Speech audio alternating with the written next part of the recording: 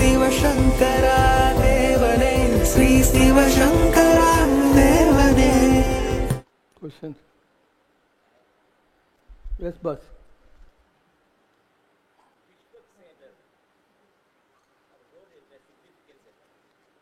நம்முடைய முரளி சாருடைய question, Vishwaksenar அப்படிங்கிறதுனுடைய role என்னன்னு. ஒன்றுமே இல்லை, அவர் தான் பிள்ளையார். வைஷ்ணவத்தில் பிள்ளையாரை விஸ்வக்சேனர்னு சொல்கிறது. நமக்கு தெரிஞ்ச லோக்கலாக ஜனங்களுக்கு விநாயகர், கணபதி அந்த மாதிரி சொல்கிறது. விஸ்வக்சேனர் என்பது அப்சல்யூட்லி பிள்ளையார் தான். நீங்கள் திருப்பதி கோயிலுக்கு போனீங்கன்னா பெருமாளை சுற்றிட்டு வரும்போது முதல்லலாம் அலோவ் பண்ணியிருந்தாங்க. இப்போ அதெல்லாம் பூட்டிடுறானுங்க. ஒரு கேட் இருக்குது, அது வெளியே போனால் அங்கே விஸ்வக்சேனர் தான் இருப்பார். பிள்ளையார் இருக்க வேண்டிய இடத்துல அவர் தான் வச்சுருப்பாங்க. இன்னும் சொல்லப்போனால் நீங்கள் நரசிம்மர்னு யாரை சொல்கிறீங்களோ அது பிள்ளையார். சுதர்சர்னு யாரை வைஷ்ணவத்தில் சொல்கிறீங்களோ அது முருகர். சைவத்தில் நம்ம பிள்ளையார் முருகன் சொல்கிறோம். அதே வைஷ்ணவத்தில் அவங்க நரசிம்மர் கம் அந்த ஒரு நாணயத்தின் இரண்டு பக்கங்கள்ங்கிற மாதிரி. திருவனந்தபுரம் அனந்த பத்மநாப சுவாமி கோயிலுக்கு போனீங்கன்னா அங்கே பிள்ளையார் இருக்க மாட்டார், நரசிம்மர் தான் இருப்பார் அந்த இடத்துல. அதனால் ஒவ்வொரு ஸ்டேட்லேயும் இருந்தது.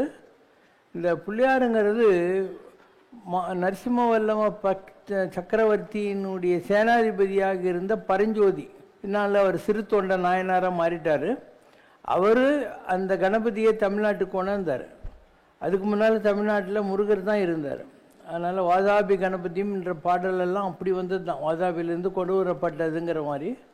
இன்றைக்கும் நிறைய இடங்களில் கர்நாடகாவில் போனீங்கன்னா பல கோயில்களில் பிள்ளையார் இருக்க வேண்டிய இடத்துல நரசிம்மர் தான் வச்சுருப்பாங்க. அப்படியே ஒரு வேளை பிள்ளையார் பிற்காலத்தில் இன்ட்ரடியூஸ் ஆகியிருந்தால் கூட அவர் எங்கேனா ஒரு மூலையில் வச்சுருப்பாங்க. ஒரு நான் என்டிட்டி மாதிரி இருக்கும். இஸ் நாட் ஒரு விஐபி ஸ்டேட்டஸில் அவர் வைக்கிறது இல்லை. Shankaram Sivashankaram. Question from Hyundai Murthy sir. வாளால் மகவறிந்து ஊட்ட வல்லேன் அல்லேன், தொண்டு செய்து நாளாற்றில் கண்ணிடத்து அப்ப வல்லேன் அல்லேன், மாது சொன்ன சூழால் இளமை துறக்க வல்லேன் அல்லேன். நமது பாபா அவர்கள் திருவெண்காடர் என்று அழைக்கப்பட்ட பட்டினத்து அடிகளாராக அவதரித்த போது பாடப்பெற்ற பாடல் இது. கேள்வி என்னவென்றால், மாது சொன்ன சூழால் இளமை துறக்க வல்லேன் அல்லேன் என்கிற வரிகளில் யார் அந்த மாது? அவள் என்ன சொன்னாள்? திருநீலகண்ட யாழ்ப்பாணர்னு ஒருத்தர் இருந்தார். அவர் பிறப்பால் இல்லை தொழிலால் குயவர். அவர் வாஸ் ஆல்வேஸ் எப்படி ஒரு கோரா கும்பர்னு மகாராஷ்டிராவில் சொல்கிறாங்க இல்லையா, அந்த மாதிரி அவர் அந்த குயவன் என்ற தொழிலை செய்து கொண்டிருந்தவர். அவர் அந்த களிமண்ணை மெரிச்சிக்கிட்டே மனசுக்குள்ளே சிவனை நினச்சிக்கிட்டே இது பண்ணிகிட்ருப்பார். அவருடைய மனைவி வெளியே போயிருந்தபோது அவருடைய குழந்தை தவழ்ந்து இவர் மெரிக்கிற களிமண் இருக்கு இல்லையா, பாட்டர், அதில் இருக்குது. அதுவே தெரியாமல் அந்த குழந்தைய மெரித்து கொண்டு போகிறாரு. ஒய்ஃபு வெளியில் போயிட்டு வந்தவ தன்னுடைய குழந்தைய இந்த மாதிரியான ஒரு கோலத்தில் பார்க்குறாரு. இவருக்கு அப்போ தான் கான்ஷியஸ் வருது. போயிட்டு ஐயோ சாரி அப்படின்னு கிட்ட போகிறாரு. அவ சொன்னார், தீண்டினால் திருநீலகண்டம்னா, சிவன் மேலே நான் ஆணை வைக்கிறேன், அதனால் நீ தொடாத என்ன அப்படின்னு சொன்னான். அவங்க ரெண்டு பேரும் தொட்டுக்கிறதே இல்லை, இப்படியே போயிட்டு இருந்தது. ஸோ மாமனார்காரன் அந்த காலத்துலலாம் 2 கல்யாணம்லாம் பண்ணுவாங்க. மாமனார்காரன் சொன்னால், உங்களுக்கு குழந்தை இல்லை, இருந்த குழந்தையும் செத்து போச்சு, அதனால் இவளுடைய தங்கச்சி இருக்கா, அவளை நீங்கள் கல்யாணம் பண்ணிக்கோங்க, உங்கள் சந்ததி விருத்தி ஆகணும்னு அவளை கட்டி வைக்கிறாங்க. கட்டி வைக்கிற போது அந்த பாவி சும்மா இருந்து சொல்லக்கூடாது, என் பெரிய பொண்ணை எப்படி பார்த்துன்னுக்கிறீங்களோ அதே மாதிரி இந்த பொண்ணு பார்க்கணுன்ட்டான். அதனால் அவளையும் தொட முடியுது வரால வேணா. Yes said like that. அப்போ சாமி பார்க்குறாரு, இவனுடைய கர்மா முடிஞ்சது. அதனால் ஒரு வயசான ஆளாக ஐயோ நான் தண்ணியில் மூழ்கின்னு இருக்கேன், என்னை தூக்குன்றாரு. இவர் தூக்க போகிறது முடியாது, உன் ஒய்ஃபுங்க 2 பேரும் கூட என்னை தூக்கணும் அப்படின்னு சொல்கிறார். அவருக்கு வேறு வழி இல்லை. ஒய்ஃபுங்க 2 கை பிடிச்சிக்கிறாங்க, இவர் இடுப்பு பிடிச்சி தூங்குறாரு. அந்த குளத்திலிருந்து வெளியே வர்றபோது எந்த வயசில் அவங்க அந்த இளமையை இழந்தாங்களோ அதே வயசில் இருக்கிற மாதிரி அவங்க 3 பேருக்கும் அவர் அருள் செய்தார். இதுதான் அவருடைய வாழ்க்கையில் நடந்த நிகழ்ச்சி. இதுதான் தீண்டினால் திருநீலகண்டன்னு சொல்லக்கூடியது. அதுக்கு முன்னால் நீங்கள் 2 சொன்னீங்க இல்லையா, அது நான் சிறு தொண்ட நாயனார்னு ஒருத்தர் இருந்தார். அவர் வீட்டுக்கு கபாலிக வேஷத்தில் வந்த சிவன் உன்னுடைய மகனை வெட்டி பிள்ளைக்கறி கொடு அப்படிங்கிறார். இந்த பிள்ளையை வெட்டி கறி பிரியாணி, சிக்கன் பிரியாணி மாதிரி அது பிள்ளைக்கறி. அவர் ஒரு வார்த்தை சொல்லலை, பையனை வெட்டி போட்டுறாரு. சிவன் வச்ச பரீட்சையில் பாஸ் ஆனதுனால அவர் அந்த சீராளா வா அப்படிங்கிறாரு. இறந்து போன பையன் திருப்பி வந்து உட்காந்துக்கிறான். இது ரெண்டாவது. இப்போ கண்ணப்ப நாயனார் என்ன, காலத்திநாதன் ஒரு வேட்டையாட போன இடத்துல இவரை ரொம்ப கவர்ந்துடுறார். காளாஸ்திக்கிட்ட அங்கேயே இருக்கார். ராத்திரி பகலாக குடும்பத்தெல்லாம் மறந்துட்டு எல்லாத்தையும் விட்டு அங்கேயே உட்காந்துருக்காரு. இலைத்தலைகளை எல்லாம் கொண்டாந்து போட்டு தம் பூஜைன்னுவார். இவர் சாப்பிட்ற மட்டனை கொண்டாந்து சாப்பிடுன்னு சாமிக்கு நைவேத்தியம் பண்ணுவார். வாயால் இந்த பொன்முகலி ஆறுன்னு அங்கே இருந்தது, நம்ம நகரி புத்தூர் இல்லையா, அந்த இடத்துல அதுலேருந்து தண்ணியை கொண்டாந்து சிவனுக்கு இதுதான் அபிஷேகம்னு சொல்லுவார். இதெல்லாம் அங்கேருந்து ஒரு ஐயர் சிவாச்சாரியார், சிவகோசரியார்னுவாங்க. அவர் பார்த்துட்டு இந்த மாதிரி சண்டாளன் நான் எவ்வளோ நல்லா பூஜை பண்ணிட்டு போகிறேன், மாம்சத்தை போட்டு இலையை போட்டு நேஷ்டி பண்ணுறான்னு. அப்போ பகவான் சொல்கிறார், காலத்திநாதர், நாளைக்கு ஒளிஞ்சு நின்று பாரு, ஒருத்தன் வருவான், அவனுடைய அன்பெல்லாம் என்னை அறியும் அன்பு, அதனால் நீ புரிஞ்சுக்கோ அவனை அப்படின்னு சொல்லிட்டு. சரின்னு ஐயர் ஒழிஞ்சின்னு இருக்கார். வர்றபோது அவருடைய கண்ணில் ரத்தம் வர மாதிரி பண்ணுறார் சாமி. இவர் பச்சைலெல்லாம் கொண்டாந்து என்னமோ பண்ணி பார்க்குறாரு, ரத்தம் நிற்கலை. அப்போ தன் கண்ணு இல்லை, அதை பிடுங்கி அப்புறாரு, அந்த ரத்தம் நின்று போகுது. சிவன் என்ன பண்ணுறாரு, அடுத்த கண்ணிலையும் ரத்தம் வர மாதிரி பண்ணுறாரு. இவருக்கு தான் ஏற்கனவே ஒரு கண் இல்லையே, அதனால் செருப்பு காலம் அடையாளத்துக்கு வச்சுன்னு இந்த கண்ணை இப்படி எடுக்க போகிறாரு. அப்போ கண் அப்பங்கிறார். இவன் பேர் என்ன, தின்னனார். சின்னனார்கிட்ட கடவுள் என்ன சொன்னார், கண் அப்ப நில், கண் அப்ப, அதனால் அவர் கண்ணப்பன் ஆயினார். இதை பார்த்துட்டு அந்த சிவாச்சாரியாருக்கு புரிஞ்சது, நம்ம வந்து இப்படியெல்லாம் பக்தி பண்ண மாட்டோம், முரட்டு பக்தனாக இவன் இருக்கான் அப்படின்னு சொல்லிட்டு. அதனால் 63 நாயன்மார்கள் இருந்தால் கூட இவங்களை பற்றியெல்லாம் பின்னாளில் வந்தவர்கள் கண்ணப்பன் ஒப்பதோர் அன்பினால் கண்ணப்ப வல்லேன் அல்லேன், வாளால் மகவறிந்து ஊட்ட வல்லேன் அல்லேன், திருநிலகண்டர் மாதிரி என்னாலையும் தொடாமல் இருக்கவெல்லாம் முடியாது அப்படிலாம் சொல்கிறார். கண்ணப்பா வல்லேன்னு இப்போ சொல்கிறார். ஸோ இந்த 3 பேரை ரொம்ப உயர்வான நிலையில் வந்து அவர்கள் பாடுகிறார்கள், பின்னால் வந்த பக்தர்கள். இது பேசிக். நான் வாழ்க்கையில் கடவுளை தேடி அலைஞ்ச காலம் இருந்தது, ரொம்ப சீரியஸாக. 1984லேருந்து 88 வரைக்கும் பயங்கரமாக காடு மூடு மகேந்திரகிரி நம்பி மலை ஸ்ரீசைலம், போகாத காடு இல்லை மலை இல்லை, சோறு தண்ணி இல்லாத உட்காந்துன்னு இருப்பேன் எல்லா இடத்துலையும். அந்த மாதிரி இருக்கிற போது ஒரு நாள் ரத்தனகிரி சாமி சொன்னார், நீ இவ்வளோ சீரியஸாக கடவுளை நம்பி என்ன பிரயோஜனம், கடவுள் உனக்கு வந்து நல்லது செய்யலை, அதனால் நான் சொல்கிறேன் இன்னிலேருந்து நீ சாமி கும்பிடாத அப்படின்னாரு. நிஜமாக சொன்னார். அப்போ நான் மெட்ராஸுக்கு வந்து அவருக்கு லெட்டர் எழுதினேன். கண்ணப்பன் ஒப்பதோர் அன்பினால் கண்ணப்போ வல்லேன் அல்லேன், வாளால் மகவறிந்து ஊட்ட வல்லேன் அல்லேன், வெள்ளகரியை போடு இல்லைன்னா இந்த மாதிரிலாம் திருநிலகன்ற மாதிரிலாம் நான் இருக்கிற ஆள் கிடையாது. அவ்வளோ உயர்ந்த பக்திகளெல்லாம் பார்த்தா அந்த முருகப்பெருமான் இல்லை அந்த சிவன், நீ என்னடா கந்தசஷ்டி கவசம், அதனால் உனக்காக நான் ஏன் வந்து காம்ப்ரமைஸ் பண்ணணும் அப்படின்னு விட்டுட்டா நான் எங்கே போவேன், என்னுடைய ஹோல் பர்சியூட்டே கடவுளை அடையிறது தான், அதனால் நீங்களே சொன்னால் கூட நான் அதை ஃபாலோ பண்ண முடியாத, ஐம் சாரின்னு எழுதினேன். அதுக்கு ரத்தனகிரி சாமி எனக்கு கடிதம் எழுதினார். என்ன எழுதினார்னா, உன்னுடைய பக்தியின் பரிணாமத்தை பரிசித்து பார்த்தேன், நீ வெற்றி பெற்று விட்டாய் அப்படின்னாரு. I was testing your devotion to the lord and your passed in the test அப்படிங்கிற வார்த்தையை அவர் பயன்படுத்தினார். இப்படி ஒவ்வொருத்தருடைய அனுபவம் ஒரு மாதிரி வரும். அவரவர் இறையவர், குறைவிலர் இறையவர். ஒவ்வொருத்தரும் கடவுளை தேடுறாங்க. அவரவர் தத்தமது அறிவகை சென்று அடைய நின்றனரே, அவரவர் விதி வழி அடைய நின்றனர். ஒவ்வொருத்தருக்கும் ஒரு விதி இருக்குது, ஒரு அறிவு இருக்குது, அவன் ஜாதகம் இருக்குது, அதனுடைய அடிப்படையில் அவங்க கடவுளை அடைவார்கள். ஒரே ஃபார்முலா எல்லாருக்கும் சூட் ஆகாது. அந்த மாதிரி நம்முடைய நாயன்மார்களாகட்டும், ஆழ்வாராதிகளாகட்டும், 12 ஆழ்வார்கள் இருந்தாங்க, அவங்களுடைய வாழ்க்கையிலையும் கூட கடவுள் விதவிதமான விளையாட்டுக்களை செய்திருக்கிறார். பலவிதமான விளையாட்டுக்கள் இருக்கு. திருக்கோயிலூர்னு ஒரு இடம், அங்கே பொய்கை ஆழ்வார், பேயாழ்வார், பூதத்தாழ்வார் அப்படின்னு 3 பேர் போகிறாங்க. திருக்கோயில் ரொம்ப புராதனமான ஒரு கோயில், உலகளந்த பெருமாள் அப்படின்வாங்க.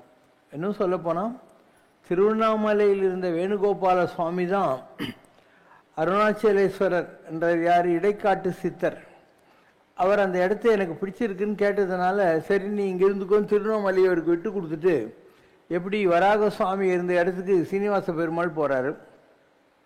அப்போ சீனிவாசன் அந்த இடத்த கேட்குறாரு, சரி நான் ஒரு மூலையில் இருந்துக்கிறேன், உனக்கு பூஜை பண்ணுறவங்களாம் எனக்கு பூஜை பண்ணிட்டு உனக்கு பண்ணட்டும்னு காம்ப்ரமைஸ். அதனால் அது வராக க்ஷேத்திரம். அதே மாதிரி நம்ம இது இருக்கு இல்லையா, காஞ்சிபுரம் வரதராஜ சுவாமி கோயில் இருக்கு இல்லையா, அது நரசிம்ம கஷேத்திரம். பிரம்மா செய்த யாகத்தில் வந்தவங்க அவங்கெல்லாம். இப்படி ஒவ்வொரு கோயிலுக்கும் ஒரு ஆதிமூர்த்தி இருக்கும். பின்னால் வந்தவங்க இடம் கொடுத்தா மரத்தை பிடிக்கிறதுன்ற மாதிரி யாரோ ஒருத்தர் அங்கே வந்துடுவாங்க. உங்கள் பத்ரி நாராயணன் கோயில் இருக்கியா, அங்கே முதல்ல இருந்தவர் கேதாரீஸ்வரர். அவர் கேட்குறாரு கேதாரீஸ்வரர்கிட்ட, பத்ரிநாராயணன் எனக்கு இந்த இடம் பிடிச்சிருக்குன்ட்டு. சரி நீ இருந்துக்கோ அப்படின்னு சொல்லிட்டு அவர் இன்னும் மேலே போயிட்டு கேதாரில் உட்காந்துக்கிறார். இவர் கேதாருக்கு போகிற போது அங்கே ஒருத்தர் இருந்தார், அவர் பேர் ஈசானேஸ்வர். அவர்கிட்ட இவர் இடம் கேட்குறாரு. சரி நான் இன்னும் மேலே போகிறேன்னு அவர் இன்னும் மேலே போயிட்டார். இப்படி ஒவ்வொரு இடத்துலையுமே யாரோ ஒருத்தர் ஏற்கனவே இருந்திருப்பாங்க, பின்னால் ஒருத்தர் போய் கேட்குற போது அவங்க இவங்களுக்கு கொடுத்துட்டு இன்னும் மேலே போகிறாங்க. இதெல்லாம் ஆன்மீகத்தில் சாதாரண நிலைகள். அப்படி திருவண்ணாமலையில் இருந்த இடைக்காடர் இருந்தார் இல்லையா, அவருக்கு கொடுத்துட்டு இவர் திருக்கோயிலுக்கு போயிட்டார். அங்கே இருக்கிறது ரொம்ப பெரிய நிலை தான், வேணுகோபால சுவாமின்றது. ஞானானந்த கிருஷ்ணசாமி இல்லையா, அவர் முதல்ல வந்து திருவண்ணாமலையில் இருந்தார், அதுக்கப்புறம் திருக்கோயிலூருக்கு போனார். இப்படி ஒவ்வொரு மகானுக்கும் கூட ஒரு இஷ்ட தெய்வம் அந்த மாதிரிலாம் இருக்குது. ஸோ அந்த சாமியை இவங்க ஒவ்வொருத்தரும் அந்த அவங்களுடைய இதில் கும்பிடுறாங்க இல்லையா, அந்த மாதிரி. அப்போ 3 பேர் அங்கே இருக்காங்க. ஆனால் 3 பேரும் மழை பெய்யுது. இப்போ ஒதுங்கிறதுக்கு இடம் தேடுறாங்க. ஒரு சின்ன தாவாரம் மாதிரி இப்படி இருக்குது. ஒருத்தர் நின்றுட்டுருக்காரு, அடுத்த ஆழ்வார் வர்றாரு. நான் வரலாமா அப்படின்னாரு. ஒருவர் கிடக்கலாம், இருவர் அமரலாம், நீவீர் வாவீர். ஒருத்தர் படுத்துக்கலாம், 2 பேர் உட்காரலாம், நீங்களும் வாங்கணும். அப்போ மலைக்கு 3வது ஆளும் வர்றாரு. வந்துட்டு நான் வரலாமாங்கிறார். ஒருவர் கிடக்கலாம், இருவர் அமரலாம், மூவர் நிற்கலாம், நீவீரும் வாரினார். அவங்க 3 பேரும் மலைக்கு ஒதுங்குறாங்க. இவங்களுக்கு அருள் செய்ய நினைத்த கடவுள் என்ன பண்ணுறாரு, அந்த வேணுகோபால சாமி திருக்கோயிலூரில் இருக்கிறவர் ஒரு வயோதிக வடிவத்தில் வந்து நான் வரலாமா அப்படின்னாங்க. நீரும் வாரினாங்க. அப்போ 3 பேருக்கும் பெருமாளுடைய தரிசனம் கிடைக்குது. இடம் பெரிதுண்டு வையகத்தில் இங்கு ஏதுக்கு சண்டைகள் செய்வீர் அப்படின்னார். அந்த மாதிரி உலகத்தில் நிறைய இடங்குது, எதுக்கு இடத்துக்கு போய் அடிச்சுக்கிறீங்க அந்த மாதிரி. வயிற்றுக்கு சோறுண்டு கண்டீர் இங்கு வாழும் மனிதர் எல்லாருக்கும். உலகத்தில் எல்லாருக்கும் கடவுள் படைச்சிருக்காங்க, எதுக்கு சோத்துக்காக சண்டை போடுறீங்க, இதெல்லாம் பெரியவங்க சொன்ன விஷயம். அப்போ ஒரு ஆள் என்ன பண்ணுறாரு, இந்த பெருமாளுடைய திவ்ய ஜோதி தரிசனத்தை பார்த்த உடனே வையம் தகலியா வார்கடலே நெய்யாக, இந்த பூமி இருக்கு இல்லையா அதுதான் அகில் விளக்கு, இந்த பூமியில் இருக்கிற சமுத்திரம் தான் நெய், சூரியன் இருக்கு இல்லையா அதுதான் கோடி சூரிய பிரகாசமாக எழுந்து கொண்டிருக்கிற விளக்கு, நாரணருக்கு ஞானச்சுடர் விளக்கேற்றினேன் நான் அப்படின்னு வரும். அடுத்த சொல்வார், என்னுடைய உடம்பு இருக்கு இல்லையா இதுதான் அகில் விளக்கு, கடவுளுக்காக ஏங்குற என்னுடைய மைண்ட் இருக்கு இல்லையா சிந்தை அதுதான் திரி. இப்படி சொல்லிட்டு ஒருத்தர் வந்து அண்டத்தில் கடவுளை பார்க்கிறார், அடுத்தவர் பிண்டத்தில் கடவுளை பார்க்கிறார். இவங்க 2 பேரும் இப்படி பாடினாங்க. அப்போ 3வது ஆழ்வார் திருக்கண்டேன் பொன்மேனி கண்டேன் அப்படின்னு சொல்லிட்டு கடவுளுடைய தரிசனத்தை பாடினதாக ஒரு வரலாறு. அப்படி உலகம் பூராவும் கடவுளுடைய ஆற்றல் இருக்கிறது. அதுக்கு நீங்கள் குவாலிஃபை பண்ணால் ஏதோ ஒரு கட்டத்தில் உங்களுக்கு கடவுளுடைய தரிசனங்கள் கிடைக்கும், அதில் ஒன்றும் டவுட்டெல்லாம் இல்லை. ஒவ்வொருத்தரும் ஒரு மாதிரி பண்ணுவாங்க. திருமங்கை ஆழ்வார்னு ஒருத்தர் இருந்தார். அவர் ஒரு குறுநில மன்னனாக இருந்தவர். ஆனால் வைஷ்ணவ பக்தர்களுக்கு சாப்பாடு போகிறதுக்காக அவர் பார்ட் டைம் கொள்ளடிப்பார், பார்ட் டைம் ராஜபரிப்பாலனம் செய்வார், கொள்ளையடிச்ச மத்தியில் சாப்பாடு போடுவார். அப்போ ஒரு கல்யாண பார்ட்டி மாதிரி இவர் இருக்கிற காட்டு வழியில் மகாவிஷ்ணுவும் தாயாரும் வராங்க. அவங்ககிட்ட நகையெல்லாம் வாங்கிக்கிறாரு. அந்த காலில் ஒரு மெட்டி மாதிரி இருக்கு இல்லையா அதை கொடுன்றாரு. எனக்கு கழுத்தில் வரல, நீ வேணா கழட்டிக்கோன்னு. இவர் வாய் வச்சு கடிக்கிறார் இல்லையா, அப்போ பெருமாளுடைய கட்டை விரலிருந்து அமிர்தம் சுரக்குது. இவருக்கு நல்ல புத்தி வந்துடுது. இது அவருடைய வாழ்க்கையில் நடந்தது. திருமலிசை ஆழ்வார்னு ஒருத்தர். இப்படி ஒவ்வொரு ஆழ்வாருடைய வாழ்க்கையிலும் ஒவ்வொரு நிகழ்ச்சி நடந்தது. குலசேகர ஆழ்வார்னு ஒருத்தர். அவர் நம்முடைய திருவனந்தபுரம் மகாராஜாவாக இருந்தார்.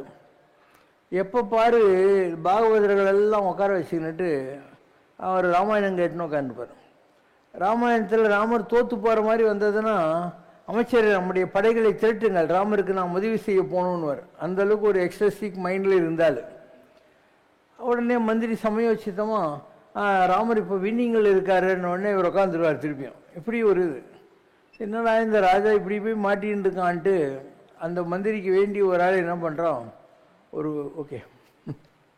ஒரு குடத்தில் விஷமுள்ள பாம்புகள் எல்லாம் போடுறான். அந்த குடத்தை கொண்டு வர சொல்லிட்டு ராஜா அந்த பாகவதர்களை கைவிட சொல்ல போகிறான் அப்படின்னு நினைக்கிறாரு. ராஜா சொல்கிறாருங்க, யாரும் தப்பு பண்ண மாட்டாங்க, நான் என் கை விடுறேன்னு. அந்த அளவுக்கு பெரிய ஆள் குலசேகர ஆழ்வார். அவன் தான் படியாய் கிடந்துன்றன் பவளவாய் காணேன்னு சொல்லி. அதில் வந்தவங்க தான் பெரியாழ்வார், அதில் வந்தவங்க தான் ஆண்டாள். பெரியாழ்வார் அவருடைய வளர்ப்பு மகன் துளசி செடிக்கிட்ட அவர் கிடைச்சா வளர்த்துக்கிட்டு வர்றாருன்னு சொல்லுவாங்க. அவர் கிருஷ்ணரை ஒரு குழந்தை மாதிரி பார்ப்பார். வாடா குளிக்கலாம் அப்படின்வார். நீ குளிக்க வரமாட்டியான்னு துரத்தின்னு போவார். இப்படிலாம் ஒரு சைல்டு ட்ரீட் பண்ணுற மாதிரி கடவுளே ட்ரீட் பண்ணிக்கிட்டே இருப்பார். பின்னால் ஆண்டாள் இருக்கு இல்லையா, அவளை கல்யாணம் பண்ணிக்கிற அளவுக்கு அவங்க 2 பேருக்கும் லவ் ஃபார்மேட்டில் இருக்குது. அதனால் ஒரு மகள் தன்னை உடையேன் அவளை திருக்கண்மால் கொண்டு போனான்வார். இருந்ததே ஒரு பொண்ணு, அவளை இந்த படவா ராஸ்கல் ஸ்ரீரங்கநாதன் கட்டின்னு போயிட்டானே அப்படின்னார். அவளை திருக்கண்மால் கொண்டு போனான். இது ஆண்டாள். இது ஏன்னா அவள் சூடி கொடுத்தாள். மாலையை கட்டுற போது தான் போட்டு பார்த்துன்னு அப்புறம் தான் அப்பா கிட்ட கோயில் இருக்கிற சாமிக்கு அனுப்புவார். ஒவ்வொரு நாளும் இவரை இது தெரியாத கொண்டு போய் போடுறாரு. அவள் போட்டுங்கிறத ஒரு நாள் பார்த்த உடனே இந்த மாலை எனக்கு வேணான்னு சொல்லிட்டு அவர் வேறு மாலை எடுத்துன்னு போகிறார். பெருமாள் சொல்கிறார், எனக்கு அந்த மாலை தான் வேணும், சூடி கொடுத்தது தான் வேணும். அன்னியிலேருந்து அவளுக்கு சூடி கொடுத்த அந்த கிடைக்கும். இப்படி 12 ஆழ்வாருடைய வாழ்க்கையிலையும் 12 விதமான அனுபவங்களை கடவுள் கொடுத்துருப்பார். அதெல்லாம் நம்ம ஆழ்வார் பிறந்த உடனே தவழ்ந்து போய் ஆழ்வார் திருநகரி என்ற இடத்துல இருக்கக்கூடிய புளியா மரத்துக்குள்ளே உட்காந்துட்டார். அப்படியே உட்காந்துருக்கார். 12 வருஷம் தவம் செஞ்சுக்கிட்டே இருக்கார். ராமரை தேடி மதுரகவி ஆழ்வார்னு ஒருத்தர் அயோத்திக்கு போகிறார். அயோத்தியில் ராமர் சொல்கிறாரு, நான் இங்கே இல்லைப்பா, ஒரு ஜோதி வரும், அது பின்னால் வா, நான் இருக்கிற இடத்த காட்டுறேன். ஸோ அந்த ஜோதிக்கு பின்னால் அவர் வரார். வந்தால் அந்த புளியா மரத்துக்கிட்ட வந்து நிற்கிது. அது இப்படி எட்டி பார்க்குறாரு. உள்ள ஒரு பையன் உட்காந்துருக்கான். இவன் நிஜமாகவே பக்தியில் இருக்கானா லூஸாக பார்க்கலான்னு சொல்லிட்டு ஒரு கல் எடுத்துட்டு போடுறாரு. உடம்பு கொடுக்குது. இருக்கான், உயிரோட தானே. சரி, இவன் ஞானியாக முட்டாளாக பார்க்கலான்ட்டு செத்ததின் வயிற்றில் சிறியது பிறந்தால் எத்தை தின்னும் எங்கே கிடக்கும்ன்றார். உடம்பு செத்து போகிற விஷயம். இதுக்குள்ளே நுண்ணுயிர் ஆத்மா பிறந்தா அது எங்கே இருக்கும், எதை சாப்பிடும்? உள்ளிருந்து குரல் கேட்குது, அத்தை தின்னும் அங்கே கிடக்கும். அப்போ உடலுக்குள்ளே வர்ற ஆத்மா இந்த உடம்பை சாப்பிடும், அதுக்குள்ளேயே தான் கிடக்கும். அத்தை தின்னும், நான் அந்த உடம்பை சாப்பிடும், அங்கே கிடக்கும். அப்போ உங்களுக்கெல்லாம் வயசாகிறதுக்கு என்ன காரணம்னா இதுதான். யுவர் ஓன் ஆத்மா இஸ் ஈட்டிங் யுவர் ஓன் பாடி. அதனால் நீங்கள் இந்த உடம்புக்குள்ளே இருக்கீங்க, வேற ஒன்று இஸ் அ கண்டெய்னர். இது எல்லாமே ஆழ்வார்கள், நாயன்மார்கள், வடநாட்டில் இருந்த பாகவத கலாச்சாரத்தில் வந்த இந்த பண்டரிநாதனை கும்பிட்டவங்க, வெஸ்ட் பெங்கால் பக்கத்தில் வந்த சைத்தன்ய மகாபிரபு, கோரங்கர், ராமகிருஷ்ண பரமஹம்சர், இந்த பக்கம் வந்து ஜெயதேவர், மீராபாய், அப்படி உலகம் பூராவும் பக்தர்கள் இருந்திருக்காங்க. It's like a cycle. சக்கரம் கீழேருந்து மேலே போகிற மாதிரி இந்த பக்தி கல்ட்டுன்றது ஒவ்வொரு காலகட்டத்திலையும் ஒவ்வொரு ஸ்டேட்டுக்கு மாறிக்கினே தான் இருக்கும். அதனால தான் திடீர்னு பார்த்தா மகாராஷ்டிராவில் மகாபக்த விஜயத்தில் வந்து பக்தர்களாக இருப்பாங்க. ஒரு பக்கம் வெஸ்ட் கல்கட்டா சைடில் இருக்கும். ஒரு பக்கம் தமிழ்நாட்டில் நாயன்மார்களாக இருப்பாங்க. கர்நாடகாவில் திடீர்னு பார்த்தீங்கன்னா கனகதாசன் இவங்கெல்லாம் வந்திருப்பாங்க. கர்நாடகாலையும் பெரிய பக்தர்கள் வந்தாங்க இல்லையா. ஆந்திரா அதே மாதிரி தியாக பிரம்மம் இவங்கெல்லாம் வந்தாங்க. விதவிதமான பக்தி அனுபவங்களை உடையவர்கள் வந்து கொண்டே இருக்கிறார்கள்.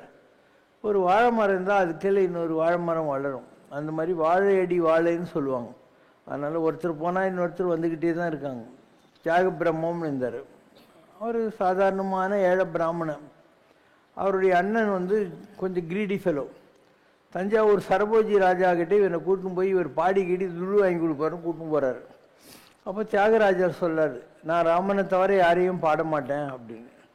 இவர் கோவம் வருது. நம்ம பஞ்சபரதேசியாகிறோம், இவன் வந்து ராஜாவை பாடி துட்டு வாங்கிறத விட்டுவிட்டு ஏன்னா ராஜா பாட சொன்னால் இவர் சொல்கிறார், நிதிச்சால சுகமான்றார்.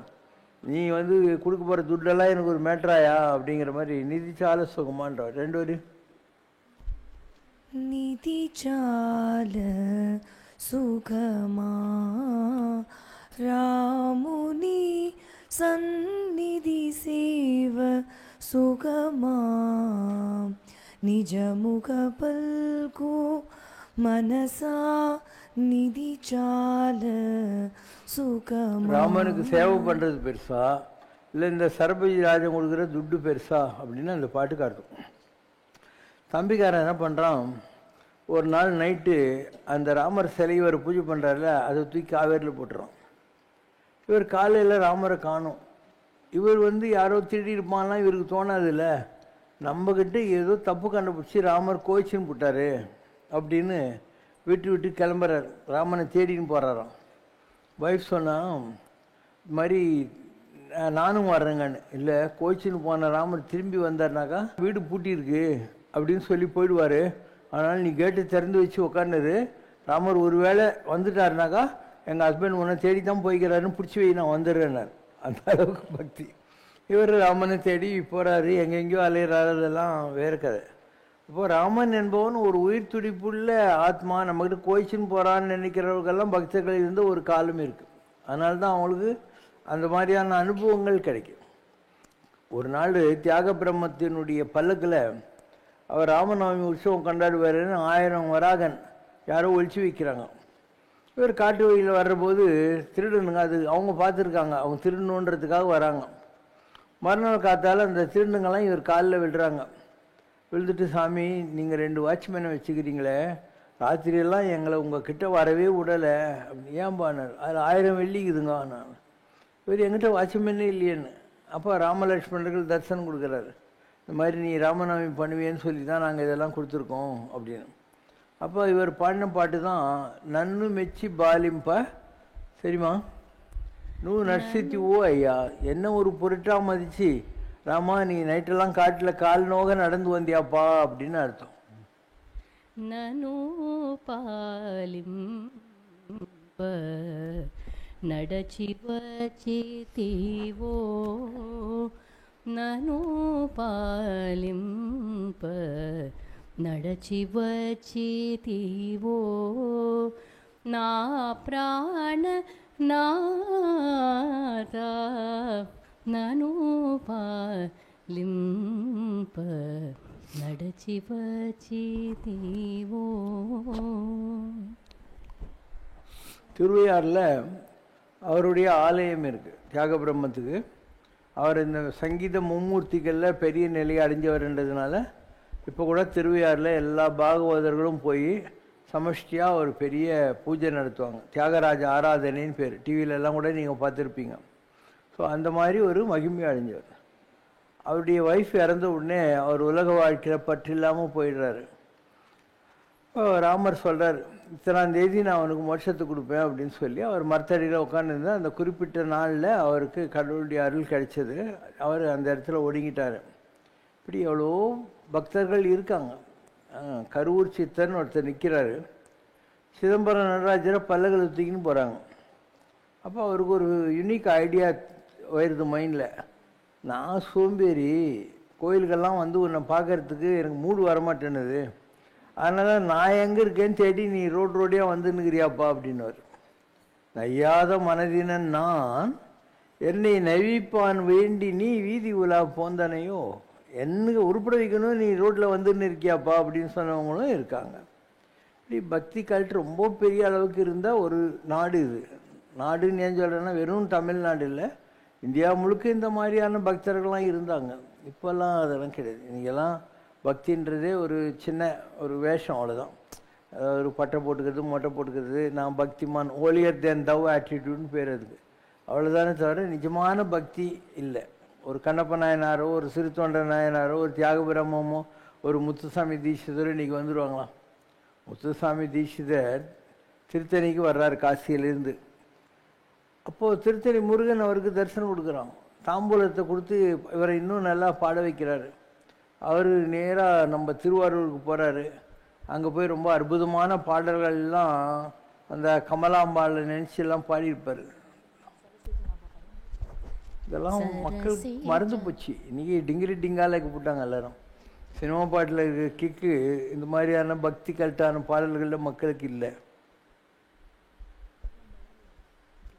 सरसि जनाब सोदरी शङ्करी पाहि मां सरसि जनाब सोदरी वरदा भय कलकमले वरदा भय करकमले शरणागत वत्सले सरसि जनाब सोदरी. இதெல்லாம் எத்தனை வருஷத்துக்கு முன்னே பாடினாங்க, இன்னைக்கு கேட்டால் கூட உருப்படுற மாதிரி இருக்கா. அதே மாதிரி அக்பர் வாழ்ந்த காலத்தில் அவர்கிட்ட துளசிதாசர் இருந்தார், மீராபாய் இருந்தா. இவர் முஸ்லீம்ன்றதுனால ஒரு இந்து பொம்பளை ராஜஸ்தானிக்கிட்ட இப்படி போகிறதுன்னு மாறு வேஷத்தில் வராரு. இப்போது இவருடைய பாட்டெல்லாம் கேட்ட உடனே தன் கழுத்தில் இருந்த ஒரு பெரிய ரத்னஹாரத்தை அவளுக்கு கொடுத்துட்டு போயிடுறாரு. மீரா பஜன். पग घुंगुरू रे पग घुंगुरू रे पग घुंगुरू बांध मीरा नाची रे पग घुंगुरू बांध मीरा नाची रे मैं तो अपने नारायण की हो गई आप ही दासी रे पग घुंगुरू रे पग घुंगुरू रे. துளசிதாசன் ஒருத்தர் இருந்தார். நீங்கள் எல்லாரும் வந்து ரொம்ப ஃபேமஸாக புரிந்து கொண்டிருக்கக்கூடிய அனுமான் சாலிசா அவர் தான் பாடினார். श्री गुरु चरण सरोज रज निज मन मुकुर सुधार भरण रघुवर विमल जस जोदायक पलचार बुद्धिहीन तनु जानिके सुमिरो पवन कुमार बल बुद्धि विद्या देहु मोहि हरहु कलेस बिकार जय हनुमान ज्ञान गुण सागर जय कपीसति हूँ लोक उजागर रामदूत अतुलित बल धामा अंजनी पुत्र पवन सुत नामा महावीर विक्रम बजरंगी कुमति निवार सुमति के संगी कंचन बरण विराज सुवेसा कानन कुंडल कुंचित केसा हाथ वज्र और ध्वजा विराजय कांधे मूंज जनेऊ साजय शंकर सुवन केसरी नंदन तेज प्रताप महाजगवंदन. இதே மாதிரி கர்நாடகாவில் கனகதாசன் இருந்தார். அவர் அந்த காலத்தில் இருந்த கேஸ்ட் சிஸ்டத்துப்படி வந்து ஒரு டவுன் ட்ராடன் இதில் வந்திருந்தார். அதனால் அவரை உடுப்பி கோயிலில் விடமாட்டேன்னு சொல்லிட்டாங்க. அப்போ கிருஷ்ணரே அவருக்காக திரும்பி நின்னார்.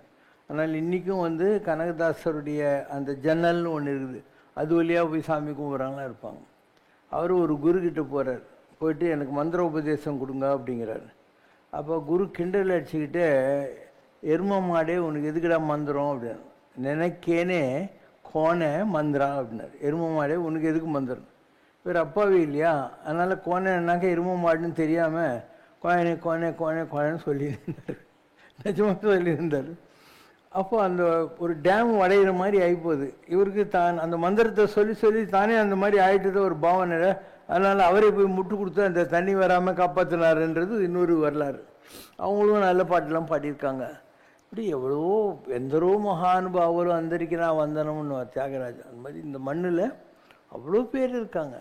அவ்வளோ பேர் எந்த நாட்டிலையும் இந்த அளவுக்கு எல்லா விதமான டிவைன் ஃபார்ம்ஸை பற்றி பாடி வந்தவங்கெல்லாம் எந்த மண்ணுலேயுமே கிடையாது. நம்ம ஊரில் அவ்வளோ வந்திருக்காங்க. ஆனால் எல்லாம் அழிஞ்சு போச்சு. இப்போ யார் இதெல்லாம்? இப்போ ரவீந்திரநாத் தாகூர் இருந்தார். அவர் வந்து ஒரு மழை பெய்யுதுன்னா அந்த மழை பெய்கிற டியூனில் பாட்டு போடுவார். அவரே டியூன் கூட போட்டுருவார்.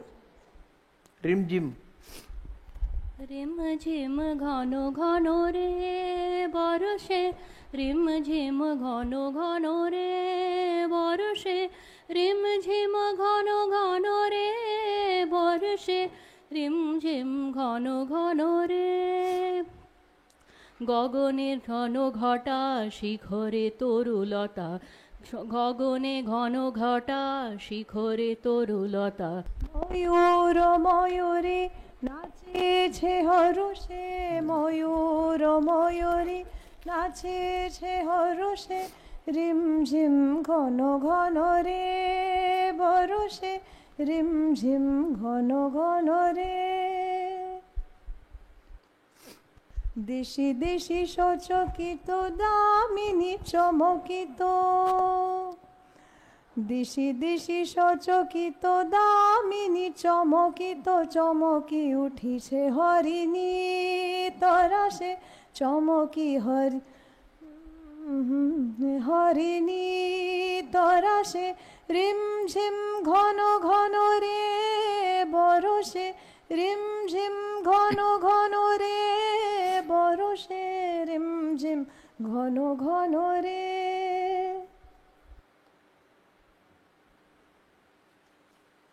இந்த மாதிரி ரவீந்திரநாத் தாகூர் பாடி எல்லா பாட்டுக்கும் அவரே டியூன் போட்டுருவார்.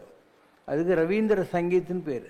நீங்கள் எப்படி தமிழில் கர்நாடகா முத்துசாமி தீட்சிதர் அப்படிலாம் சொல்லிங்களோ அந்த மாதிரி பெங்காலியில் அவரே டியூன் போட்டு அவரே எல்லாம் பாடிடுவார். இப்படி எவ்வளோ பேர் நல்ல நல்ல பாடல்கள் எல்லாம் பாடினாங்க. இன்றைக்கி எனக்கு தெரிஞ்சு எல்லாம் சினிமா பாட்டில் மாட்டினாங்களா. அதனால் ஈவன் வடநாட்டிலையும் சரி நம்ம ஊர்லேயும் சரி அந்த பக்தி கல்ட்டுங்கிறது இல்லாமல் போயிடுச்சு. ஒரு காலத்தில் இருந்தது, இப்போ இல்லாமல் போயிடுச்சு. Next question.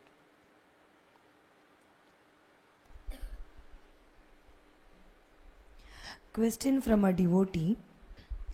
Baba, you say there are 12 Suryas. Are they the visible Suryas? உங்களுக்கு தெரிஞ்சது என்னென்னா கேசவாயனம விஷ்ணுவாயன மதுசூதனாயனம திருவிக்ரமாயனன்னு 12 சொல்கிறீங்க இல்லையா. துவாதச நாமங்கள். துவானா 2, தஸ்னா 10, 12 நாமங்களை நீங்கள் சொல்கிறீங்க.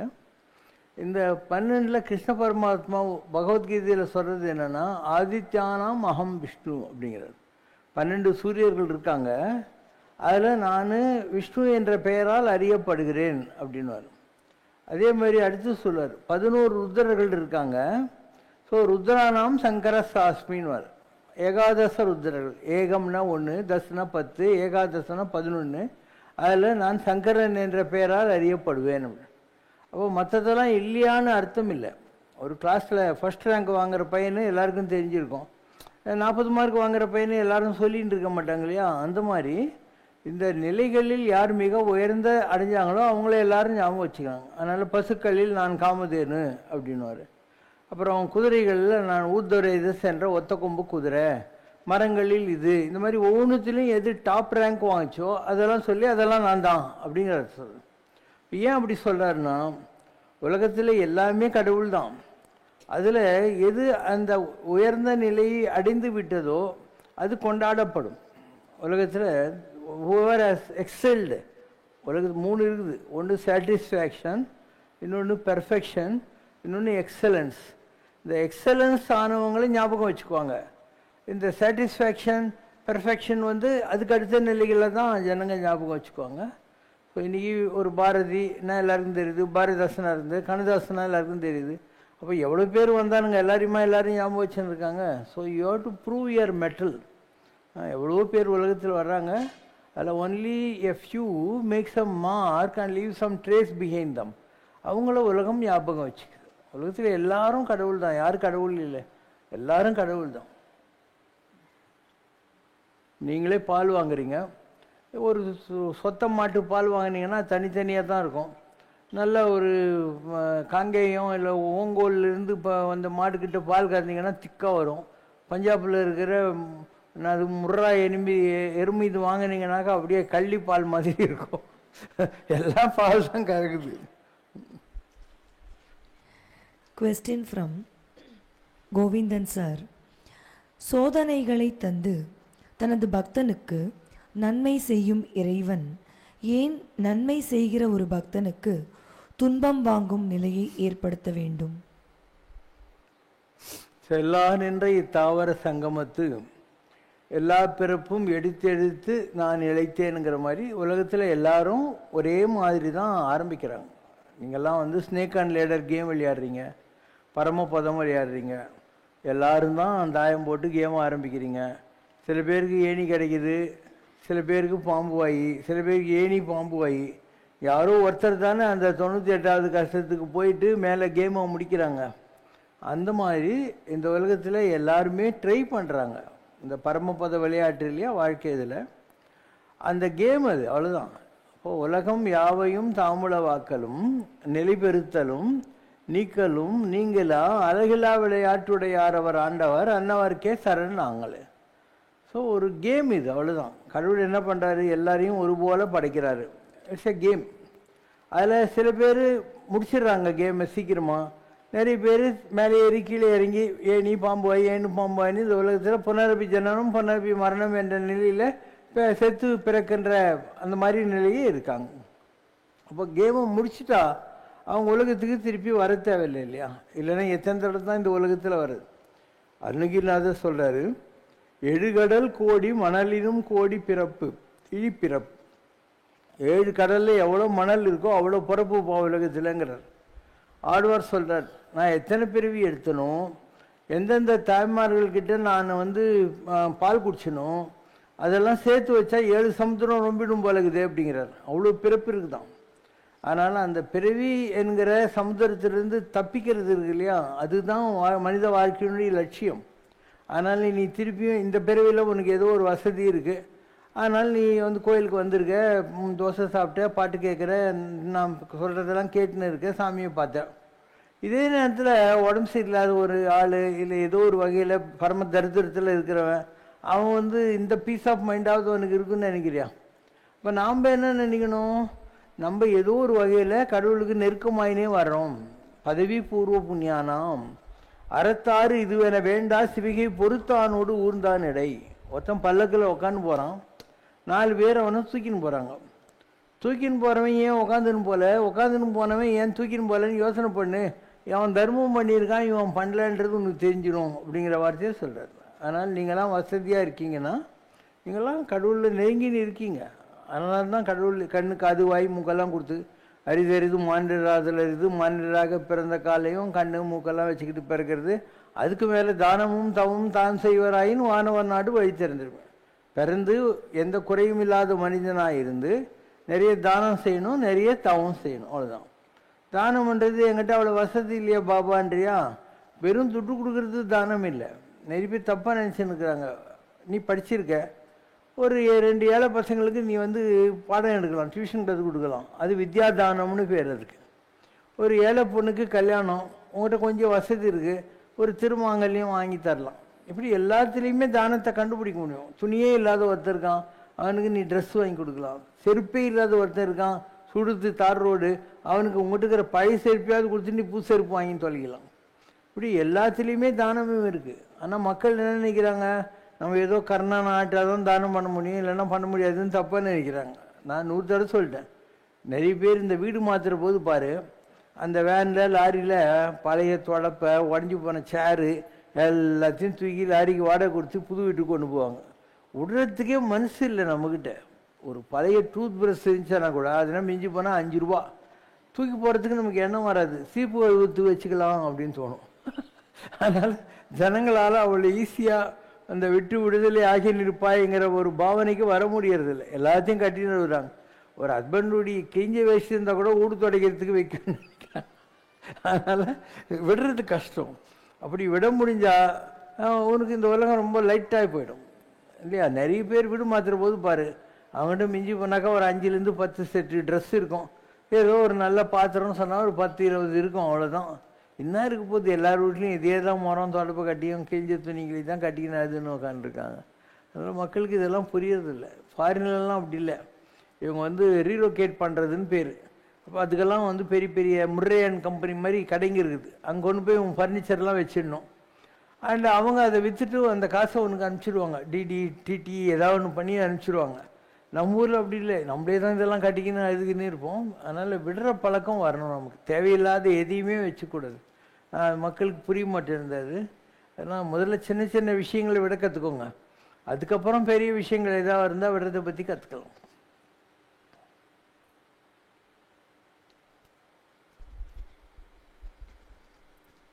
Question from Govindan sir. கர்மா தான் நீங்கள் தற்போது யாராக இருக்கிறீர்களோ அதுவாக இருக்க வைக்கிறது. கர்மாதான் இப்போது உங்கள் உடல் இருப்பதற்கான அடிப்படை. கர்ம பதிவு இல்லை என்றால் இந்த உடலுடன் உங்களை பிணைத்து கொள்ள முடியாது. கர்மா என்பது உங்களை இந்த உடலுடன் இணைக்கும் சிமெண்ட் போன்றது. உங்கள் உடல், மனம், உணர்வு மற்றும் சக்தி ஆகியவற்றில் உங்களை பற்றிய விஷயங்கள் எதையுமே நீங்கள் இழந்து விடாமல் இருப்பதை கர்ம பதிவுகள் தான் உறுதி செய்கின்றன. உங்கள் கர்மா அனைத்தையும் நீக்கினால் அடுத்த க்ஷணமே நீங்கள் உங்கள் உடலை விட்டு நீங்குவீர்கள் என்று ஒரு ஆன்மீக கட்டுரை கூறுகிறது. கர்ம பதிவுகள் தான் இந்த உடல், மனம், சக்தி இவற்றை உருவாக்கி நம்மோடு இந்த உடல் இருப்பை உறுதி செய்கிறது என்றால் அதே உடல் பிறகு நான் என்று சொல்லப்படும் ஆத்மாவிற்கு ஒரு சிறைச்சாலையாக எவ்வாறு மாறுகிறது? நீங்களாம் ஒரு செல்ஃபோன் வாங்குறீங்க. இந்த செல்ஃபோனில் நீங்களாக கடையில் போய் ஒரு மெமரி சிப்பு வாங்கி போடுறீங்க.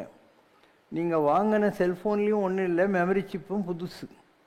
நீங்களும் என்ன பண்ணுறீங்க, உன் நம்பர் என்ன எல்லாத்தையும் லோட் பண்ணிக்கிறது, உன்னோட என்கேஜ்மெண்ட்லாம் லோட் பண்ணுறது, இப்படி எல்லாத்தையும் பண்ணிக்கிட்டே வர. இன்னும் சொல்லப்போனால் யூடியூப்பில் இருக்கிற மேட்டர்லாம் கூட அதில் வர்றதுக்காக நீயே ஒரு அமௌண்ட் பே பண்ணி அந்த கனெக்ஷன் வேறு வாங்கிட்டு போகிற. அப்போ மெமரி சிப்பில் ஒன்றும் இல்லாமல் இருந்தது, நீ தான் லோட் பண்ணிக்கின. இதுலேயும் மெகாபைட்னு ஒன்று இருக்குது. சிலது கம்மி ஸ்டோரேஜ் பண்ணும், சிலது நிறைய ஸ்டோரேஜ் பண்ணும் இல்லையா, அந்த மாதிரி. ஸோ நாம் தான் இந்த மெமரிஸை சேர்த்துக்கிறோம், இந்த உலகத்தில் சேர்த்துக்கிறோம். சரி, அந்த மெகாபைட் மெமரி எக்ஸீட் ஆகுது அப்படின்னு நான் ஓவர்லோட் ஆச்சு என்ன பண்ணுவீங்க, தேவையில்லாததெல்லாம் எடுத்துகிட்டு புதுசாக எதையாவது சேர்த்துக்குவீங்க. அந்த மாதிரி உங்கள் எல்லாருக்கும் ஒரு மெமரி சிப் இருக்குது. இந்த உடம்பு இருக்கு இல்லையா, அதில் 5 பொருள் இருக்குது. இந்த உடம்பு எரிச்சாலையும் போச்சாலையும் மண்ணிலேருந்து வந்த பொம்மை, அதனால் மண்ணில் போயிடும். உங்கள் உடம்புல இருக்கிற வாட்டர் மாலிக்யூல்ஸ் எவாப்ரேட் ஆகிடும் இறந்த பின்னால். உங்கள் மூக்கில் இருக்கிற காற்று வெளியே போயிடும் இல்லையா, அதுவும் வெளியே போயிடும். அப்போது உங்கள்கிட்ட 5 பொருள் என்ன, மெய், வாய், கண், மூக்கு, செவின்னு வச்சுக்கலாம். இப்போ நம்மக்கிட்ட மிஞ்சுறது வந்து இந்த மெமரி சிப். எப்படி உங்கள் செல்ஃபோனை நீ புது செல்ஃபோன் வாங்கினா கூட அந்த மெமரி சிப்பை புது செல்லுக்கு மாற்றிக்கிறியோ, அந்த மாதிரி ராமசாமி இறந்து குப்புசாமியாவோ இஸ்மாயிலாவோ ஜானாவோ மாறுறாரு அடுத்த பிறவி. அப்போ இந்த மெமரி சிப்பு நீங்கள் மாற்றிக்குது, புது உடம்புக்கு மாற்றிக்கிறீங்க நீங்கள். அதனால் ஒரு ஜென்மத்தினுடைய புனரபி ஜனனம் புனரபி மரணம்ங்கிறது உங்களுக்கு ஒரு கண்டினியூவஸ் ட்ரான்ஸ்ஃபர் ஆஃப் எனர்ஜி என்ற பாவனையில் கண்டினியூஸாக மாறிக்கிட்டே இருக்குது. அதனால் இந்த எல்லாமறை என்னை மறந்த நலம் சொல்லாய் முருகா சுரபூபதியன்னு ஒரு எண்ணங்களற்ற நிலை இருக்கு இல்லையா, அதுக்கு நிர்வாணம்னு பேர். புத்தர் சொல்கிற நிர்வாணம் அதுதான். துணி இல்லாமல் இருக்கிறது இல்லை, எண்ணங்களே இல்லாமல் இருக்கிற பிளாங்க் மைண்டு. இப்போ எல்லாமறை என்னை மறந்த நலம் அப்படிங்கிறது அந்த நிலை. இப்போ நீங்கள் எண்ணங்களை விடணும். ஆசையராய் பற்றை விடாய், ஆசைகளை விட மாட்டேங்கிற, பற்றை விட மாட்டேன்ற. என்ன பண்ணோம், மற்றும் பற்று இன்றி என் பாதமே பாவித்தேன். எல்லா எண்ணங்களையும் விட்டு கடவுளை மாத்திரம் நினச்சினே இருக்கணும். நல்லா யோசனை பண்ண, அந்த நிலை வர்றதுக்கு நீ தான் முயற்சி பண்ண வேண்டியிருக்கும். அப்போ மைண்டு பிளாங்க் ஆகிட்டு அதில் எந்த விதமான ஸ்டோர்டு தாட்ஸும் இருக்காது. இப்போ நான் இருக்கேன், நான் எந்த காலத்துலேயும் செல் வச்சுக்கிறதே கிடையாது, யாரும் நம்ப கூட மாட்டானோ. நான் இவ்வளோ வருஷமாக இருக்கேன், பிஸ்னஸும் இது இருக்கேன், ஆன்மீகத்தில் இருக்கேன், உலகம் பூரா சுற்றுறேன், செல்லு தொடர்றதே கிடையாது. எனக்கு கம்ப்யூட்டரை பற்றி ஒன்றுமே தெரியாது, டைப் படிக்க கூட தெரியாது எனக்கு. யாராவது ஃபோன் போட்டு கொடுத்தாங்க அலோன்ட்டு கொடுத்துருவேன் நான், அது கூட அவாய்டு, எனக்கு பிடிக்காது ஃபோன் பேசுறதுன்றது. ஸோ இது ஒரு நிலை. அது உங்களால் ஃபோன் இல்லாமல் இருக்க முடியுதா? இல்லை, காய் கீரை விற்கிறவங்கெல்லாம் ஃபோன் வச்சுன்னு உட்காந்துக்கிறாங்க. அவங்களுக்கு என்ன அமெரிக்கன் பிரசிடென்ட் இந்த ஃபோன் வந்துருப்போது. இது ஒரு மித்து. அது கையில் வந்த உடனே நீ அதை பிடிச்சி இல்லையா, அது ஒன்றும் பிடிச்சிக்கும். ராத்திரி போல் உன் தூக்கம் கூட போச்சு. ராத்திரியில் அது அடிக்க தானே அப்பப்போ எந்திரிச்சு வேறு பார்த்துன்னு இப்போ ஆஃப் பண்ணி தொலைஞ்சி தூங்க வேண்டியது தானே இல்லையா. இதெல்லாம் தான் மக்களுடைய வீக்னஸ். ஏன் இப்போ நான் தான் இதை பிடிச்சின்னுக்கிறேன், அது என்ன பிடிக்கல. அந்த மாதிரி நம்ம தான் இதெல்லாம் பிடிச்சின்னுக்கிறோம், எல்லாத்தையும் நம்ம தான் பிடிச்சின்னு இருக்கோம். ஸோ எண்ணங்கள் இல்லாத நிலை இருக்கு இல்லையா, அதுதான் நிர்வாணம். உடம்போடு இருக்கிற போது எண்ணங்கள் இல்லாமல் blank மைண்டுக்கு போயிட்டாக்கா அது நிர்வாணம். உடம்பை விட்ட பின்னால் நீ எண்ணங்கள் இல்லாமல் இருந்தால் அது மகா நிர்வாணம். இதுதான் மகாவீர், ஜெயினும், புத்தரும், உலகத்தில் இருக்கிற எல்லாரும் சொல்கிறது இதை தான். இந்த எண்ணங்கள் நம்மகிட்ட இருந்து வருது, எண்ணங்கள் நம்மகிட்ட தான் வருது. எண்ணம் விட்டாலே போதும் அப்படின்னு வரும், தேவாரத்தில் வரும். சும்மா தாட் பண்ணாலே போகிறோம் அப்படின்னு. நம்ம தாட் பண்ணால் என்ன வரப்போகுது? பொண்டாட்டி புள்ள குட்டிங்க, சொத்து பத்து, இதை பற்றி தான் வரப்போகுது. கடவுளுடைய ஞாபகம் மாத்திரம் வர்ற ஒரு நிலை இருக்குது, மற்றெல்லாம் விட்டு. இப்போ ரமணர் மதுரையை விட்டு வெங்கட்ராமனா கிளம்புறாரு, அருணாச்சலேஸ்வரர் தேடி வராரு. விழுப்புரத்துக்கிட்டே இறங்கிட்டு வேலூரில் கால்ரா பிளேக் இருக்குதுன்றாங்க. முஸ்லீம் ராவுத்தர் மாதிரி முருகன் வந்து அவர் இறக்கி விட்டுறாரு. நைட்டு போய் ஒரு கோயிலில் படுத்துட்டு மறுநாள் காத்தால இந்த கோயில் பிரசாதத்தை சாப்பிட்டு ஐயர்கிட்ட சொல்கிறார், இங்கேருந்து திருவண்ணாமலை போகிறதுக்கு எனக்கு பஸ் சார்ஜ் கொடுங்க. காதில் இருக்கிற கடுக்கனில் அதை ஐயர்கிட்ட கொடுத்துட்டு பஸ் சார்ஜ் கேட்குறாரு. அவர் ஒரு கடுக்கன் அடமானம்னு சொல்லிட்டு பஸ் சார்ஜ் எவ்வளோ கொடுத்தாரு அதை எழுதி கொடுக்குறாரு. இவர் வெளியே வர்றார். வந்தோடனே நம்ம தான் திருப்பியும் ஊருக்கு போக போகிறது இல்லையா மதுரைக்குன்னு அந்த ரசீதையும் கிழிச்சு போட்டுறாரு. அந்த மாதிரி ஏதோ ஒரு காலகட்டத்தில் நீங்கள் இதெல்லாம் விட வேண்டியிருக்கும். இப்போ நான் வந்து உனக்கு ஒரு 1 லட்ச ரூபா கொடுத்து பேங்க்கில் கட்ட சொல்கிறேன். நீங்கள் வந்து பேங்க்குக்கு போகிற வரைக்கும் தொட்டு தொட்டு பார்த்துக்கின்னே இருப்பேன் இல்லையா? அதே 1 லட்ச ரூபா நோட்டை நீ ஒரு 5 ரூபா கொடுத்து ஒரு டிடியாக மாற்றிக்கோ, ஜோபியில் வச்சுக்கோ, உனக்கு வேணாலும் அந்த டிடி கிழிச்சு போட்டு போயிட்டே இருக்கலாம். அந்த மாதிரி நமக்கு ஆசை கலகலன்னு இருக்கும்.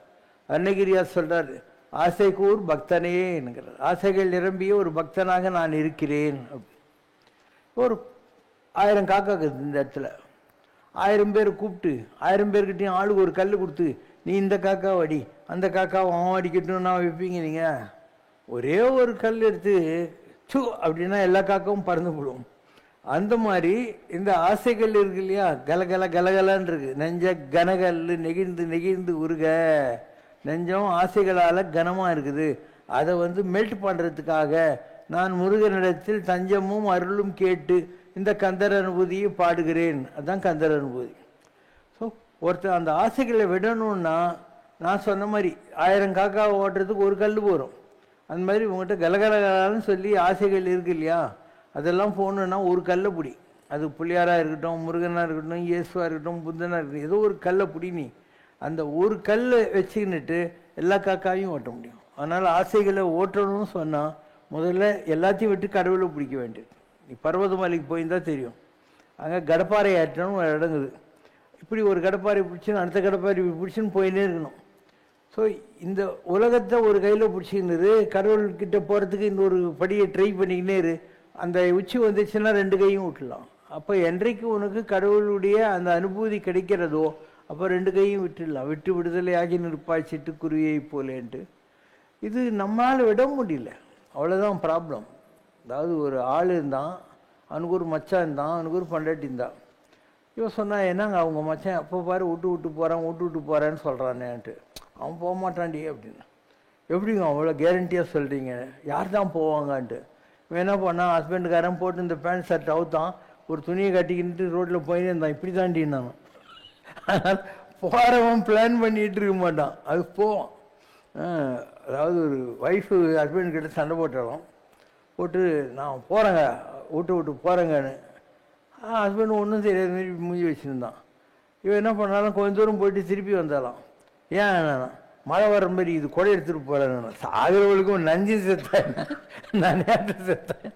அதனால் இந்த சாகிறது போய்க்கிறது இதுக்கெல்லாம் கூட ஒரு டைம் இருக்குது. நீ சும்மா செத்துலாம் செத்துட முடியாது. நான் தான் சொன்னேன், ஒரு பெரிய மகான் இருந்தார், தூய யமுனை துறைவனே ஆண்டாள் சொல்கிற மாதிரி. அவர் 4 குச்சி நட்டிட்டு அது மேலே உட்காந்து இருப்பார். தேவரஹா பாபான்னு பேர். அவர் 400 வருஷம் உயிரோடு இருந்தார். வெறுத்து போச்சு வாழ்க, செத்து போகலான்னு காட்டுக்குள்ளே போயிட்டு தவம் பண்ணுறாரு, சாகலை. அங்கே ஒரு புலி இது. அந்த புலிக்கிட்ட போயிட்டு 2 கையும் அந்த வாயில் விட்டு என்னை தின்னுன்றாரு. அது வாலாட்டுது.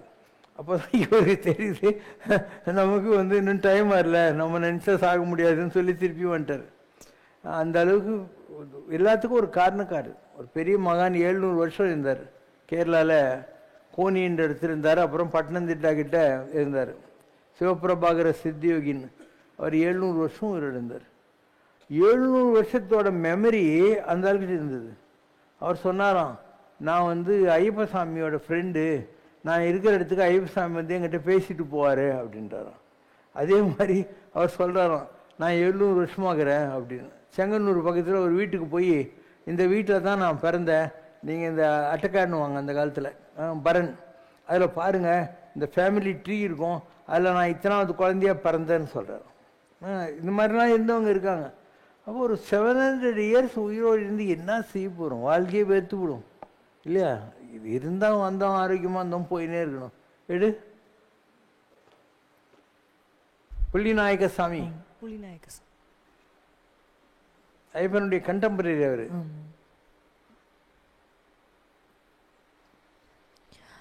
One day, Swamiji told me that I needed to build an ashrama for him. I told him, Swamiji, you know I am a poor school teacher and I don't have enough funds to build an ashrama. At that time, I was only getting rupees 400 as salary and it was difficult for me to even run the household in that amount. At that time, I was living in my ancestral home that was below the Puliparan Mala. But with Swamiji's blessing, soon a home loan was Chengannur sanctioned. கிட்டே இருக்கு இந்த இடம், இன்னைக்கு கூட இங்கே போகலாம். I was able to get some land at the top of Pulipara rock as Swamiji had wished. We finally managed to build a small ashrama on the top of the hill. You know, there is a history of Pulipara rock and why Swamiji insisted that his ashrama be on the top of it. As various books related to Lord Ayyappa say, Pulinayaka Swamiyar was the chief advisor of Lord Ayyappa. And our Swamiji is the rebirth of Pulinayaka Swamiyar, who in his last birth stayed in Puliparan Mala. Lord Ayyappa used to visit Pulipara Mala and stay with Swamiyar. Similarly, when Swamiyar visited Pandalam Palace, the abode of Lord Ayyappa, he used to stay there. In those times, all this area up till Shabarimala was a thick forest. When Lord Ayyappa decided to move back to the heavenly abode, Pulinayaka Swamiyar also dissolved him in Kailasham with him. But as the Shastras say, anybody born on earth will have to attain death on the earth itself. So Swamiyar was reborn on our earth as Prabhakara Yogi in 1263 AD, as Prabhakara Siddha Yogi in Akavanur Mana in Chawara near Kaladi.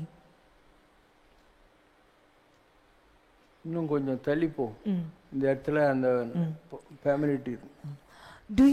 Anil, do you have any confirmation that Swamiji lived more than 723 years?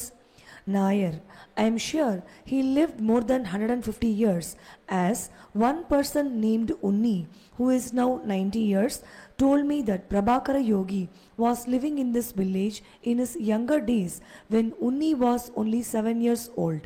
And at that time also, Yogiji looked similar as he does now. So, don't play with yogis as your Kalikootukaran.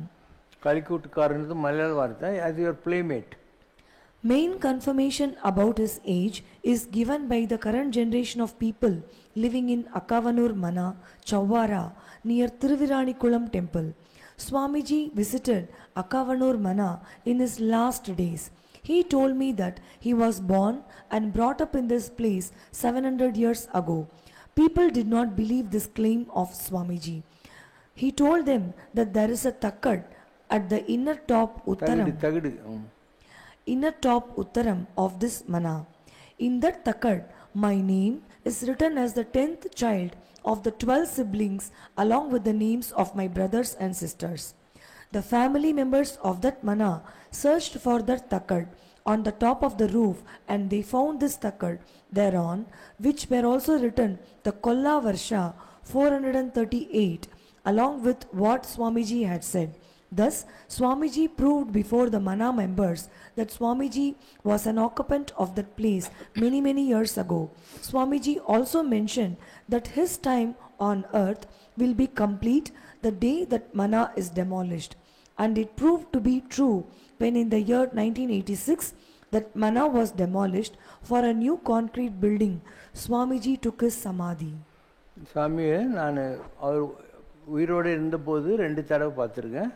அதுக்கப்புறம் அவருடைய சமாதி கோயில் இருக்குது, அங்கேயும் போயிருக்கேன். நான் முதல்ல போனபோது அவரை பார்த்துக்கிற ஒரு மலையாளி அம்மா கேர்டேக்கர், அவங்க சொன்னாங்க, நீங்கள் வருவீங்கன்னு சாமி சொன்னாங்க, உங்களுக்காக சப்பாத்தி அவியல் பண்ணி வைக்க சொல்லியிருக்காங்க. என்ன அர்த்தம்? அவியல்ன்றது என்ன? கலவை. அதனால் சிவசங்கர் பாபாவுக்குள்ள ஒரு ஸ்பிரிட் இல்லை, நிறைய ஸ்பிரிட் இருக்குது, அதனால் அவியல் அப்படிங்கிற அர்த்தத்தில் சொன்னாங்க. சப்பாத்தின்னா கோதுமைன்றது குரு பகவானுடைய தானியம், அதை பண்ணி வைனார். இப்படி அவங்கெல்லாம் வாய் திறந்தெல்லாம் பேசியிருக்க மாட்டாங்க. உனக்கு திறமை இருந்தால் அவங்ககிட்ட நீயும் கண்ண முடியும்னு யோகத்தில் உட்காந்துடணும். அப்போ அவங்க என்ன நினைக்கிறாங்கன்னு உனக்கு தெரியும், நீ என்ன நினைக்கிறன்றது அவங்க தெரியும். மைண்ட் கம்யூனிகேஷன் சொல்லுவாங்க இதை. அந்த மாதிரி நான் அவர்கிட்ட இருந்திருக்கேன், 2 தடவை இருந்திருக்கேன். அதுக்கப்புறம் அவர் பண்ண இடத்துக்கு போனேன். என் கூட யாரோ பசங்கள்லாம் வந்தாங்க. அங்கே அவருடைய சிஷ்யர் ஒருத்தர் ஒத்த காலில் நின்று தவம் பண்ணியிருந்தார். நான் சொன்னேன், இந்த மாதிரி மகான்களுக்கெல்லாம் அதுவும் பிச்சைக்காரனுக்கு கொடுக்குற மாதிரிலாம் கொடுக்கக்கூடாது, நம்ம என்ன பிரசாதம் அவர் கொடுக்கணும் கொண்டாந்து இருக்கிறோமோ ஹோட்டல் பார்சல் தான், ஆனால் அவர் காலில் விழுந்து கும்பிட்டுட்டு அதுக்கப்புறம் கொடுக்கணும், அப்போ தான் அவர் வாங்குவார் அப்படின்னு. அதே மாதிரி அவர் வாங்கி இப்படி பார்த்துட்டு அந்த இதில் வச்சுட்டார். திருப்பியும் அப்படியே தவத்துக்கு போயிட்டார். மாதிரி பல மகான்கள் இருக்காங்க. இவரெல்லாம் சாதாரண நிலையே கிடையாது. நான் அவர் இறந்த பின்னால் கூட, அந்த உடம்பை விட்ட பின்னால் கூட நான் அவரை பார்த்துருக்கேன். அவர் ஒரு நதிக்கரையில் ஒரு பரன் மாதிரி அமைச்சிட்டு அது மேலே உட்காந்து இருக்கார். அந்த அவருடைய அந்த சக்தி இருக்கு இல்லையா, அந்த அம்மா கீழே நிற்கிறாங்க. நான் போனால் இங்கெல்லாம் வராதிங்க அப்படின்னு அங்கே இருக்கிற செக்யூரிட்டி மாதிரி ஆளுங்க சொல்கிறாங்க. அப்போ அந்த அம்மா சிரிச்சிங்கன்னே, நீ போகலாம் போ அப்படிங்கிறாங்க. இந்த மாதிரிலாம் இருக்குது. ஒரு ஆத்மாங்கிறது அழியறதே இல்லை, எஸ்பெஷலி லிபரேட்டட் சோல்ஸு. அண்ட் அந்த கனெக்ஷன் எப்படி வருதுன்னு அவர் சொல்கிறார் இல்லையா. ஐயப்பசாமியும் அவரும் கண்டெம்பரரியாக இருந்தாங்க. அப்போ ஐயப்பசாமிங்கிற ஸ்பிரிட்டை நான் வச்சுருக்கிறேன், அதனால் நாங்கள் மீட் பண்ணுவோம். இப்படி கண்டதே கண்டு கொண்டதே கொண்டு ஒண்டதே உண்டு உடுத்ததே உடுத்து உரைத்ததே அடுத்தடுத்து உரைத்து கழிந்ததே கடவுள்னால். நம்ம யாருமே இந்த உலகத்தில் புதுசு கிடையாது, நம்ம எல்லாம் பார்த்துருக்கோம். என்று நீ அன்று நான் தான் ஆன்மீகம். எல்லாருக்கும் தெரிஞ்சவங்க தான். அது யாருக்கு தெரியுதோ அவங்க ஞானி, யாருக்கு அது தெரியலையோ அவங்க இன்னும் ஞானி ஆகலைன்னு அர்த்தம். அவ்வளோதான். ஒரு மேகம் மறைச்சிருக்கு, அந்த மேகம் விலகணுன்னே சந்திரன் தெரியும். அந்த மாதிரி யாருக்கு அந்த மாயை விலகிச்சோ அவங்களுக்கு எல்லாம் தெரியும். மாயை விலகலைன்னாக்கா சந்திரன் இருக்கிறது உண்மை தான், அது மேலே மேகம் மறைச்சிருக்கிறது உண்மை. ஆனால் நம்ம சந்திரன் இல்லைன்னு சொல்லி தப்பாக நினச்சின்னு இருப்போம். ஓகேவா? பாடுறீங்களா?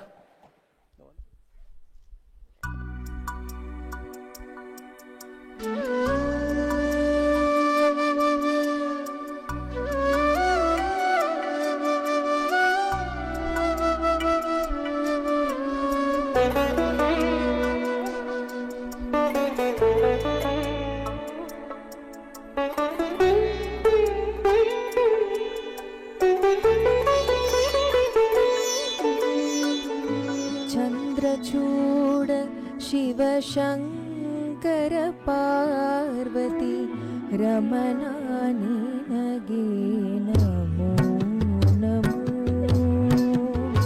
चंद्रचूड शिव शंकर पार्वती रमणानि नगे नमो नमो. चंद्रचूड शिव शंकर पार्वती रमणानि नगे नमो नमो. रमणानि नगे नमो नमो.